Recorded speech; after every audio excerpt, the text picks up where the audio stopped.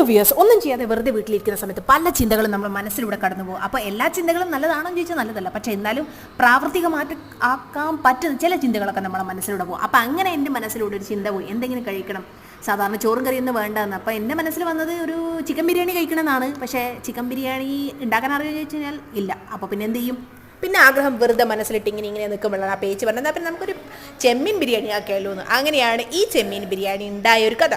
പണിയെടുക്കാൻ മടിയുള്ള എന്നെ പോലുള്ള ആളുകൾക്ക് ഭയങ്കര ഭാഗ്യമാണ് ഏച്ചിമാരെല്ലാം ഉണ്ടായിരുന്നത്. അപ്പോൾ അവരോട് പറയുന്ന സമയത്ത് അവർ വേഗം ഉണ്ടാക്കി തരാം. അപ്പോൾ ഞാൻ ഇത് ഉണ്ടാക്കുന്ന സമയത്ത് എന്തെങ്കിലും സഹായിക്കണം എന്ന വ്യാജേന വീഡിയോ എടുക്കാമെന്ന് വിചാരിച്ചു. അങ്ങനെ തക്കാളി, ഉള്ളി, ഉരുളക്കിഴങ്ങല്ല, തക്കാളി ഉള്ളിയെല്ലാം എടുത്തിട്ട് ഇങ്ങനെ വീഡിയോ എടുക്കാമെന്നല്ല വിചാരിച്ചിങ്ങനെ നടന്ന് കളിക്കുകയാണ്. അടുത്തതായിട്ട് നമ്മൾ ബിരിയാണി ദമ്മിലേക്ക് പോവുകയാണ്. ദമ്മ് കഴിഞ്ഞാൽ നേരെ പ്ലേറ്റിലേക്കാണ്. അപ്പോൾ പ്ലേറ്റും പിടിച്ച് ഞാൻ കുറേ സമയം കാത്തിരുന്നു ഗായ്സ്.